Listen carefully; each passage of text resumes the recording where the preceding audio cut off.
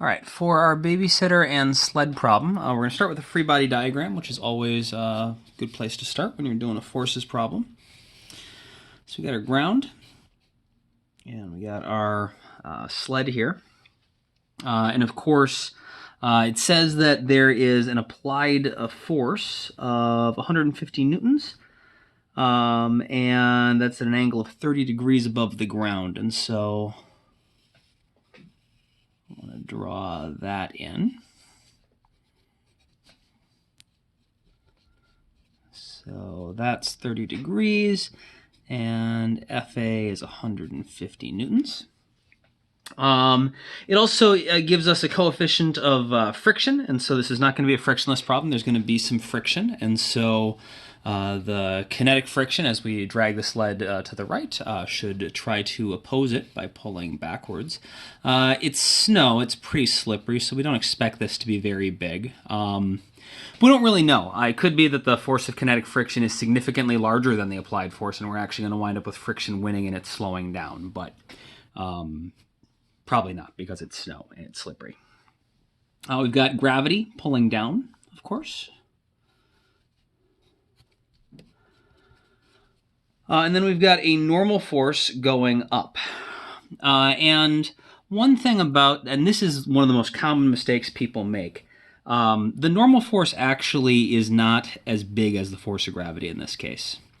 We know the force of gravity needs to get canceled out, but part of it is going to get canceled out by the applied force because there's a component of the applied force that's already pulling up. And so we need the total of the up and down forces to be zero so that the sled's not accelerating up or down, which means that the normal force just needs to be whatever is left after we've already canceled out a little bit of gravity by pulling up on it with the rope. And of course, I guess we expect probably here that the net force is going to be to the right, largely because, you know, snow's pretty slippery. We don't expect it to generate very much friction. We haven't actually done the numbers yet. This could be really big. The net force could actually be backwards, which would mean we're slowing down, or the net force could be zero, and we're going to move at a constant velocity. And so, like, probably, we'll find out later. Like, when we actually start to see our numbers, we'll see if that's what's going on. So the applied force can be divided into x and y components, which should always be one of the first things we do after we get our free body diagram drawn if we have anything that's not parallel to a major axis. So this is FAY, and this is FAX. And although we don't actually have any numbers on this yet, we can write our expressions for what's going on in terms of the net force. So in the y direction,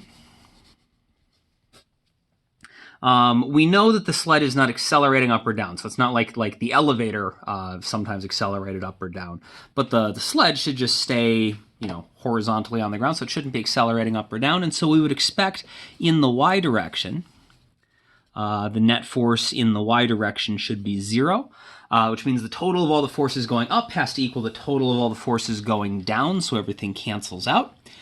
And that's why I was saying this normal force winds up being smaller than gravity, because the normal force plus the y component of A are going to be what equals the force of gravity. In the x direction, we think the net force is to the right. And so we're going to write this equation as though the net force is in fact to the right. If we wind up plugging our numbers in and we get like net force equals, you know, some combination, well, here, let's do it, and then I'll talk about how we'll know what to do if it's wrong. So we think the net force is to the right. And so if we take all the forces to the right, add them up, subtract all the forces to the left, that should give us our net force. So in the x direction, we got FAX is going to the right. So the applied force in the x direction minus our kinetic friction to the left. That should be equal to the net force in the x direction, which is, of course, just the net force for the problem, because the net force for the problem is only in the x direction. And so if we've set this up right, and we're right that the applied force in the x direction is bigger than Fk, we'll get a large positive magnitude minus, you know, because the magnitudes are always positive, right? And so we'll get a large number minus a small number. We'll get a positive number for our net force, which we would expect for a magnitude. If it turns out that the kinetic friction is bigger, we'll know that the arrow is pointing in the wrong direction because we'll wind up getting a negative number on here. And so if this becomes like negative 30, we know F net is 30, but in the opposite direction, because the minus sign just means it goes the other way. And of course, if they're the same, it'll just be 0, and it will still be equal to F net. F net will just be 0. And so this is probably right, but we'll have some ways to tell if something has gone wrong. And so now we want to try to figure out what the acceleration is going to be.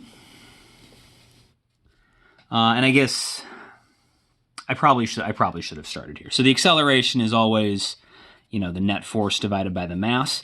And so we need to find the net force. We need to find the mass. It tells us that the mass is 40 kilograms.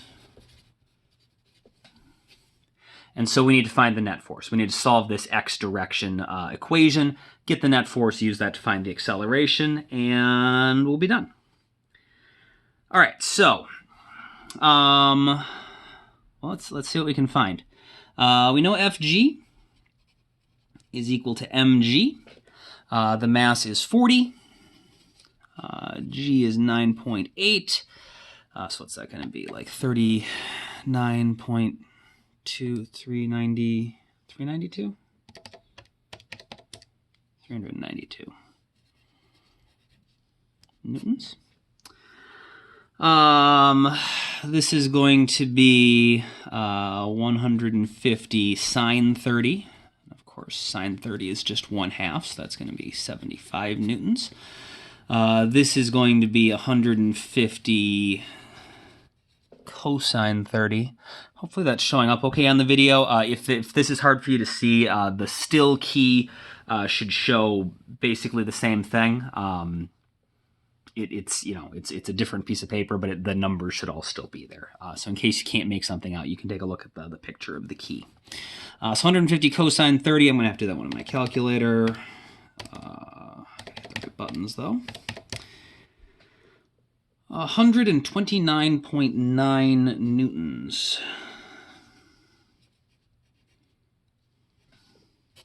All right. So I got this one, I got this one, I got this one. The force of friction is the coefficient of kinetic friction times the normal force, and so we can't find this until we have our normal force. We can find the normal force, though, because we have this y direction equation. And so our normal force is going to be equal to, so if Fn plus Fay is Fg, Fn should be the normal force should be the force of gravity minus the applied force in the y direction. So that's going to be 392 minus 75 is going to be 318. Double check. 17. Good thing I double checked. 317 newtons. And now that we have the normal force, we can find the force of friction, which you'll notice we're trying to find the net force, so we need, what did I do wrong here? It should be Fax. No, Fax minus Fk. I apologize. I hope I said that out loud correctly when I was doing this. So the x direction, since the net force is to the right, we got to take the forces to the right minus the forces to the left. And so the force to the right, the only force we have to the right is Fax, minus the force to the left, only force we have to the left is the force of kinetic friction. So we're trying to find this, so we can solve. We already have Fax, we just need to find Fk, which is what we're doing right now. This is going to be, the coefficient of kinetic friction is 0.1, I think, for the problem. Times our normal force. That's nice. That'll be easy to do. 31.7 newtons. And so that means that the net force is going to be equal to, so net force is Fax minus Fk. So that's going to be 129.9 minus FK, 31.7 divided by the mass, which is 40. So looking at it's going to be a little less than 100 divided by 40, so it should be a little less than 2.5. It's late, so I will use my calculator here. Minus 31.7, 98.2, yeah, that makes sense. Divided by 40, 2.45. Yep. So if you all the decimals on your calculator, it'd be like 2.455 meters per second squared. It's probably a little excessive, given that all of our information was only given to between 1 and 3 sig figs. It would be fine to write this as 2.5 meters per second squared, but, whatever. The most common mistake in this problem is setting the normal force equal to the force of gravity. That causes your friction to be too large, which causes the acceleration to be smaller than it should be. Hopefully that makes sense. If you have any questions, shoot either Mr. Orsted or Mr. Malm an email.